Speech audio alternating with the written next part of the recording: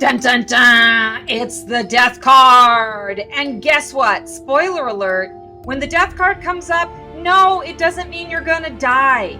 No, it doesn't mean necessarily that someone in your life is gonna die. What it really symbolizes is change.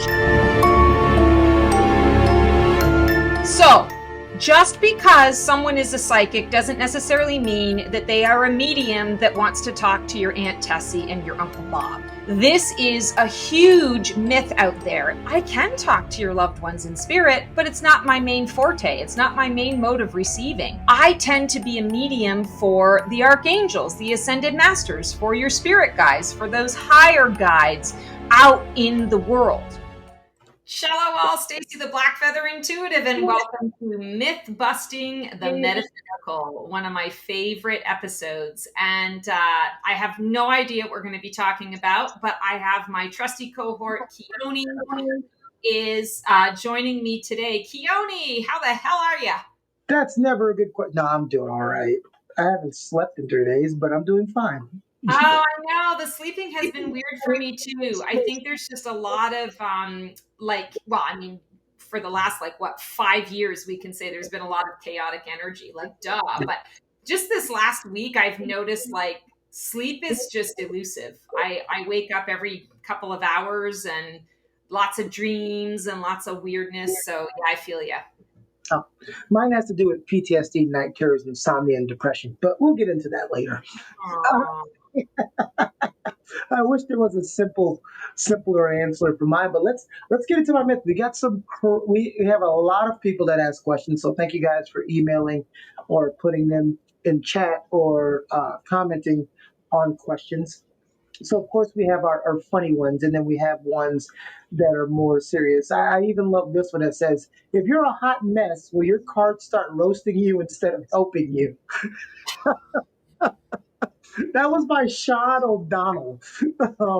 If you're a hot mess, will your cards start roasting you instead of helping you? Aw, I feel bad. Okay, so here's the truth of it.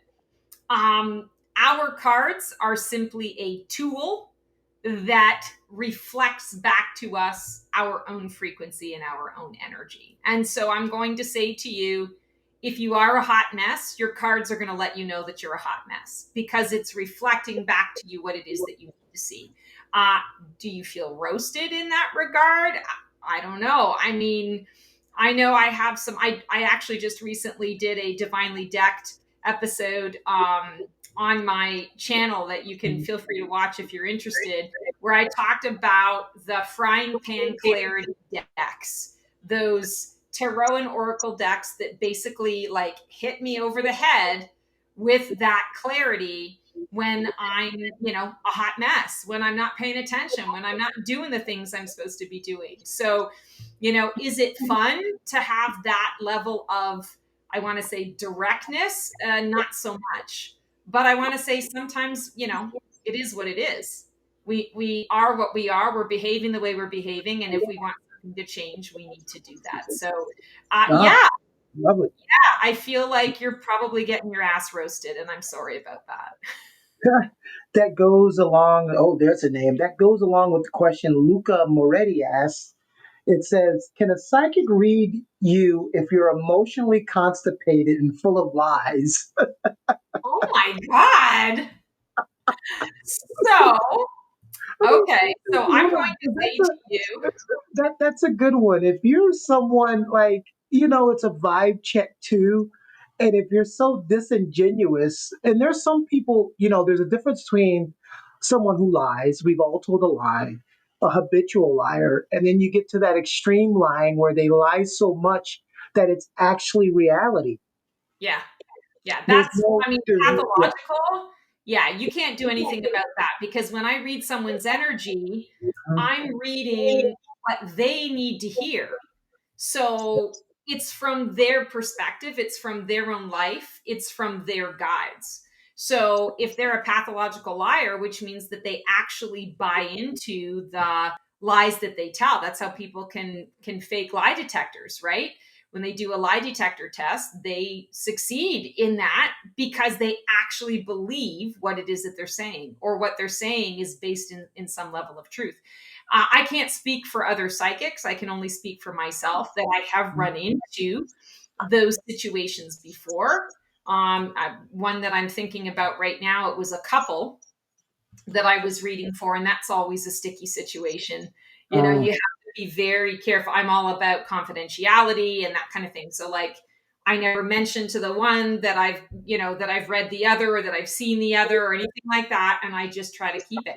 Well, I discovered, like, with the one in this particular situation, there was a lot of that lying, that deceit. I want to say a lot of obsessive energy, kind of, lying behavior. And I'm not going to say to you that I told her, you got to stop the lies. What I'm going to say to you is I kept seeing this person, this energy around her that was creating a lot of this chaos, and that was, being dishonest, that was not telling her the truth. Now, she took that to be her partner.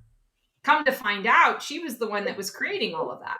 So the way it came through me was that her guides were trying to point out, in a way that she could receive, hey, you might be the problem here, or these behaviors might be something that you're, sort of, you're wanting to look at. So yeah, I want to say, I can't speak for all psychics, but as me, I have run into that situation where I'm like, okay, I'm just the messenger and I'm just passing on the information. However, oh, that information gets, sort of gets applied or gets used, I guess, is the best way to go about it.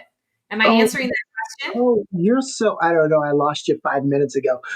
You, Sorry. you are so much more responsible with your power. See, this is why I can't have powers. I'm irresponsible. Like, I would literally be like, sir, have you ever heard of a guy named Kevin?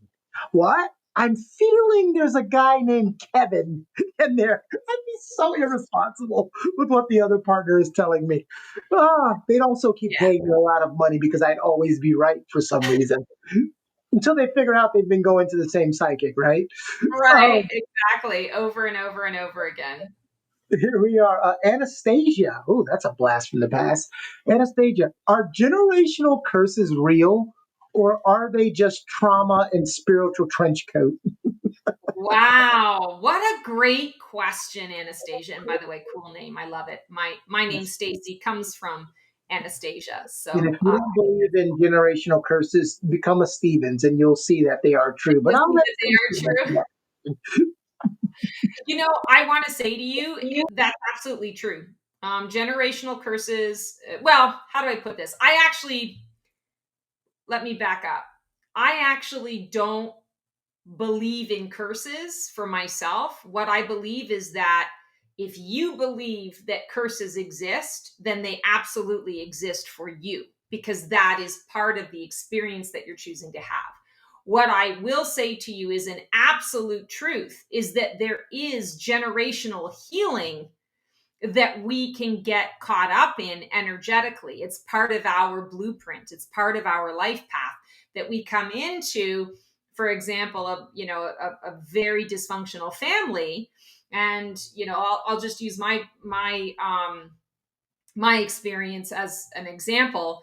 I was born into a really dysfunctional, really abusive family situation, and I mean, I had to learn how to kind of grow out of that. I went through a whole bunch of, like, protection stuff, and me being who I am, the family was also very religious bound, and so there was a lot of, you know stuff about me that nobody really talked about. And I'm a Gen Xer, so, like, I was the generation that raised myself and fed myself most of the time, from 5 years of age, things of that nature. So there was a lot of that stuff. But then when I looked, as I got older and I started to learn a little bit more about myself, and I happen to identify as a star seed, when that languaging came into my world, it was a big game changer for me, because I was like, oh, that explains why my whole family, whenever I say something, they think I'm crazy, or I'm the black sheep, or I'm the purple unicorn of the family.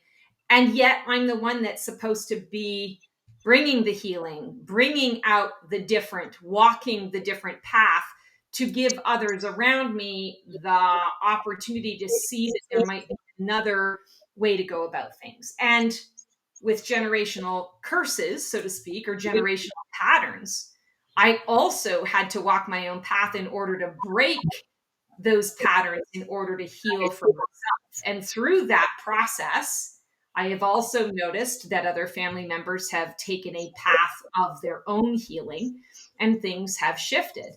I also noticed, like from an ancestral perspective, and you go back through the generations, in my family in particular, there's been a lot of alcoholism.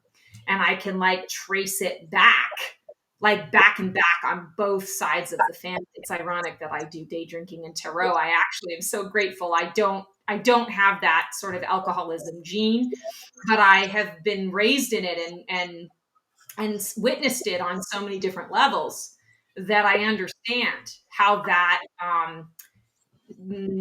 I've got the awareness around it so I can make different choices, but I also have the awareness around it so that I can understand when other people around me are running into that situation as well. And then through how I choose to, mm, I guess, live my life, I can be a healer.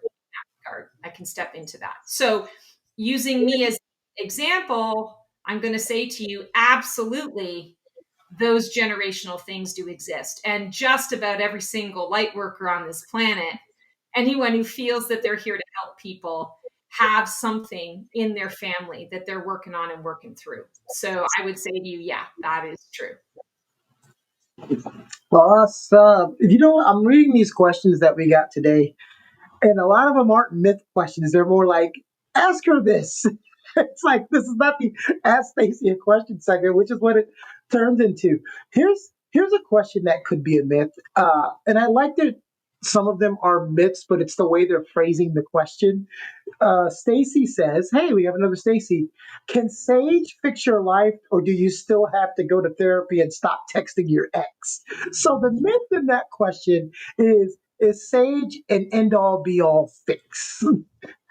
Yeah, I'm going to say absolutely not. Sage, once again, is a tool that you can use. But yeah, if you're needing the therapy, get your ass to therapy. It's going to be worth its weight in gold. I mean, you can smoke yourself out with Sage while you're in therapy. I think that would probably help maybe the situation, help it along. It's a tool to support you. But yeah, no, you definitely still have to do the work. And it's about accountability, peeps. It's about accountability. Only you can make the changes to your life that you want to see happen. You know, if you're going to sit and wait around for someone else to change, you'll be waiting until the cows come home. So it's all on us. What life do I want to live? And what action steps can I take to make that happen? Never did I think I was going to get a cows come home reference by you, but we've got it. That was not on my bingo card. Here's Maybe you're one. using the wrong bingo card. You know, Here's that would be an interesting episode because I one. do make up my own language, and you've known me for long enough now. There's probably so many different sayings that I have that we could do the bingo card to I see how many probably times could. it takes me to say something. The thousand quotes of Stacy. Yes, that's funny. Ooh, here's one. This is from, let me make sure I get their name. Oh, Jackson Reed. Okay. Is it true that oracle cards are just tarot's prettier, less committed cousin? Oh my God, these are great. I love these. People Yeah. are so creative. Okay, so oracle cards are different. Tarot is a system of divination. It's been around for a really, really long time. I like that you called, Oracle like the cousin, because I would say it is a cousin of tarot. It is designed to give you guidance, but I want to say it's not as rigid, as tarot can be. Tarot is a system, and you sort of stick within the system. Whereas an oracle, you pick a theme and you build a deck around that theme. You know, yeah, I feel like I'm dropping the ball on that. What was the question again? The question was, Is it true that oracle cards are just tarot's prettier, less committed cousin? So funny. Okay. So with tarot cards, I would say to you, yeah, they can definitely be prettier. They're a little more focused on, on their theme, but they're just as important as I would say as tarot. They're going to give you just a different perspective of the guidance, a different approach to the guidance. Mr. Neo prefers tarot to oracle, don't you? Yeah. All right. And then here's a question. Let me make sure I get this right. This is from Nathan Franks. Is there a special place in the astral plane for people who only want yes or no answers? Oh my God, these are crazy. Okay, let me just tune in for that one because I'm not even sure how to answer that. Is there a special Yes, place for there is, and I feel like it's what they're showing me is like different layers of the frequencies that we can raise ourselves into. I feel like they're showing me layers, and it feels like the yes and no questions are like the first layer, and it's the you have to get silent, you have to get quiet within yourself to receive it. these two last ones? I don't know what was in the water when I got these batch of questions from people. For instance, do your spirit guides roll their eyes when you ask about the same man for the fifth time? Oh my God, I've asked that particular question a number of times, because I drop F bombs all the time and I swear I'm like, I Uh-huh. get mad and I curse at my guides and people are like, you shouldn't do that. I'm like, why the fuck not? Like, come on now. Like, they're a part of us, right? So, like, if they know me, they know what my intentions are around that.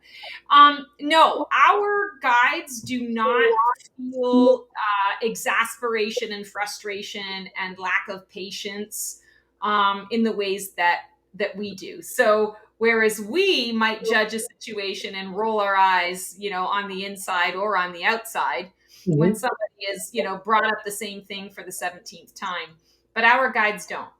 They see it very differently. They see it as this person is here learning this lesson, and they might need to hear it 17 times before they actually get the message.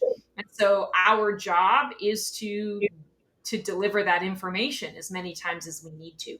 We anthropomorphize everything, we humanize everything.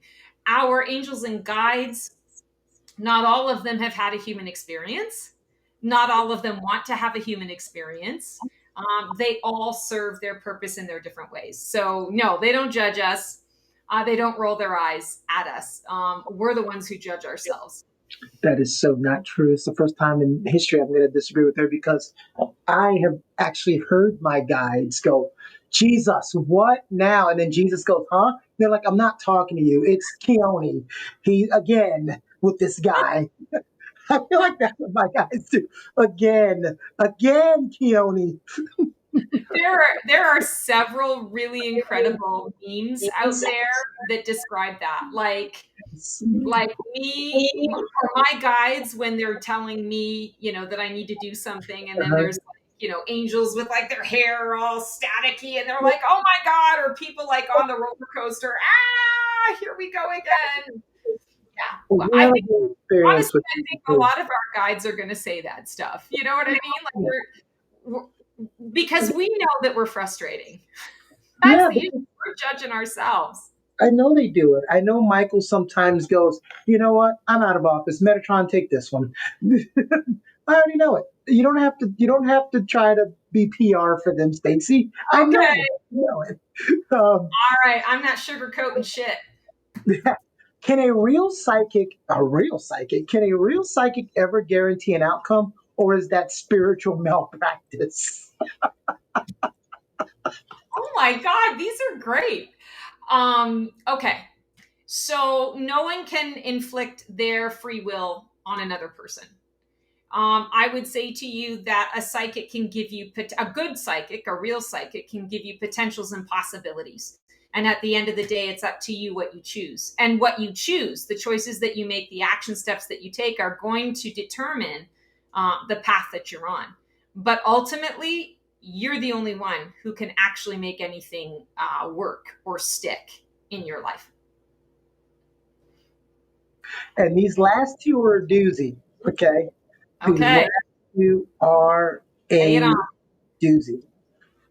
This is a serious question from Megan. Megan. Okay. Can oracle readings be used to manipulate people? And how do you know if that's happening? Because we know throughout history, especially dealing with a time where it was more prevalent, during the domination of Greek and Roman times, they always confirm with oracles. And that's who I think about when I think of oracle readings. They I was watching a historian talk about how tarot and oracle readers back in the day, they wouldn't know they were tarot and oracle readers because they knew what problem was coming to them, and they'd pull the cards ahead of time so the person would never even see the cards. So they were never they never put two and two together, because in Mhm. some places that was seen as taboo, so they Right. would do it in secret. And we know that people have used oracle readings in history to manipulate situations and events. So, how do you feel about that now? Yeah, no, I mean, absolutely. Wherever you go, there are people, wherever people are, you're going to run into that. You're going to run into people who choose to use their gifts to manipulate. Speaking of, this is not oracle, but this is tarot. The magician card in the tarot often talks about the resources that you have to be able to alchemize and manifest what it is you want to experience and create. But on the flip side of that, or the reverse of that, is manipulation.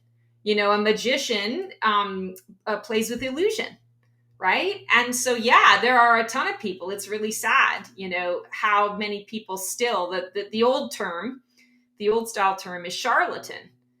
Somebody who's a charlatan that gave psychics a bad name, right? You're a soothsayer and you have stolen my money. I'll tell you, there is an individual. Yeah, exactly. The fortune teller stuff.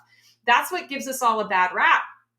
Two quick stories. I have a friend that I went to university with who was in a very vulnerable time and started going to this particular psychic and working with this psychic around whatever issues. And the psychic told him one day to bring a bundle of $10,000, and in front of, like, they did a whole ritual. This psychic convinced him to burn that $10,000, to burn it in a bowl ceremoniously. Now, I'm going to tell you, he was vulnerable. I feel bad for him, but also, like, use your discernment. Like, come on now. I would never have, even in my most vulnerable days, I would never have done that. But he tells me later, years later, when he tells me about this story, he thinks that actually what transpired was that she replaced the money with a fake stack of money and kept that $10,000. Now, that is not someone who is a psychic. That is not someone who has gifts. That is a grifter. That is a con artist, right? Which is why it's so important when we are connecting to the metaphysical, or when we're reaching out to connect with people who can be, sort of the go-between or whatever, if you feel that that's what you need to connect with your guides, that you have to go with what feels right to you, what resonates with you, and use your discernment around this. I mean, like, that's just, it's so important, to be able to do that. The other story I'm going to give you really quickly is, I can't tell you I don't. how many. Oh, sorry, go ahead. I said, hold on. I don't know this guy, but I'm going to tell you what also helps is being poor, because I don't know a poor person who's burning $10,000 when they finally get it.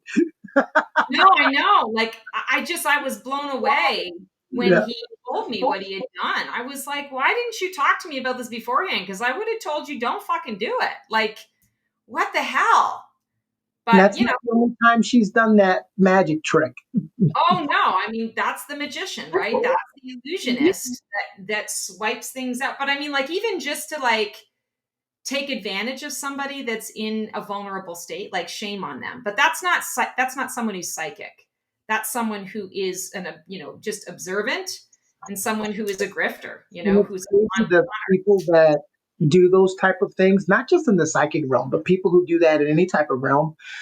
The way they logicalize it is, if the people are, and I'm not calling these people stupid, but if people are stupid enough to do it, then it's not my fault for taking it, and that's their rationalization. Right. You Yeah. know, Yeah. yeah. And like they have to live with themselves in that regard. Well, Small some of them comfort, can. right? That's the thing. I can't sleep at night stealing someone's money, but some of these people sleep very Some easily. people That's why they sleep can keep very doing well. it. That's Yeah. the scary part. Well, I have to tell you, it blows my mind that even to this day, in back in North Carolina on Glenwood Avenue, anyone who lives in the Raleigh area is going to know what I'm talking about. There is this tiny little house, just like a ramshackle house, Mhm. off of Glenwood, with the psychic sign, neon sign in the window. Psychic readings here. She's got a sign out there.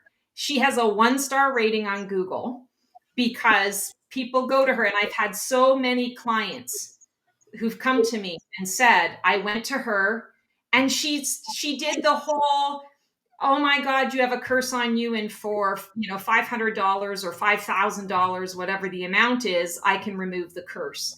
That to me is so despicable. But what blows my mind is that, yes, I have clients from North Carolina that went through that, but I also have clients from around the world who have shared with me that they've had similar experience. So this is a regular con that a lot of people use, and it always surprises me, but it's because they get people who are desperate, people Well, who are like, I don't understand what to do, and I've tried everything, maybe I should go to a psychic, and they just pick the random one. mhm. It's It's terrible. also a laziness in this day and age with the internet to tell the same people the same thing over and over again, as if it was back in the days where people didn't communicate as Yeah, like but you that's know what, she still gets more. people knocking on her door. She's been in business for like 20 years, so what That's does that tell you? that's terrible. Yeah. Uh, So yeah, it's true. There are people out there that will absolutely take advantage. And I say to you that the way that you can combat that, if you don't trust your own spidey senses around it, if you don't trust yourself enough to know, is it okay to pick this person or to pick another person? Go with reviews, Google reviews, and go with referrals. I know that's been a big thing in my business since I started in 2014, is referrals. I get so many people who've had the experience. You get one person who takes the risk, has a positive experience, maybe sends a review, but also tells their friends. And then their friends are like, oh my God, okay, great. I've been looking for someone, or I didn't know that I could, I didn't want to go to that person down the street, or I've just been really anxious and I didn't want to spend my money, if I uh, was blow my money away. So ask questions. who are you telling? My boss calls me literally once a week to remind me that everything in her year-end review is happening. Even this month, she had someone that she hadn't talked to in 3 years that came and asked her for a substantial amount of money. You said that was going to happen in August. Everything that you said was going to happen every month, when stuff happens, she goes back to her notes and look what you said, and then she calls me, Keone, she said that. She said that my niece would do this. She said that my husband would do this. She said that my mother would do this. And it happened in the same exact month. The snake in the grass one was the best one for us because in February you said there was going to be a snake in the grass, and we found the snake. So it's great. So she's definitely getting one this year, and I don't have to pay for it now that I took the risk of paying for it and letting her go do it. Now we're gonna do it Girl, all. yeah. Yeah, we're going to do it on our own. So if I can only do that 10 more thousand times, you'd be able to retire. I'd be able to retire. It'd be fabulous. Oh, Uh, that's very sweet, and I'm glad that it's all come to pass. I wish I could say to you it's 100%. It's not right. always 100%, but I do. I would say that I'm more often getting the right information for people than Oh, not. And what's off is sometimes just the timing of things. remember when you said the only thing that we said you got wrong in that whole year is in October she's going to be on a beach somewhere with her feet up. And we were like, Okay. yeah, I right. don't remember, but okay. I'm just throwing it out there.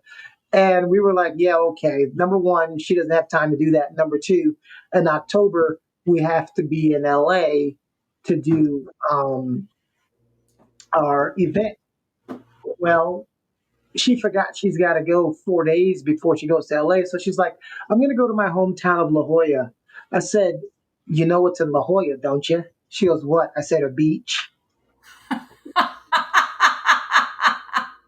She was like, right. So, hey, make it happen. All right. Well, that's our myth busting episode today. And we also did some cat busting, but that's a different Yes. segment. Cat busting with Mr. Neo. And he's just a little lover, but he's also a camera hog. He always wants to be, as soon as I'm working, filming, doing anything, he's like, "Oh, it's time for me, mama. It's time for me. The world wants to see me." And it's true. They do want to see him. My videos with the cat always do better than any of my other videos. I think people just really like the animals.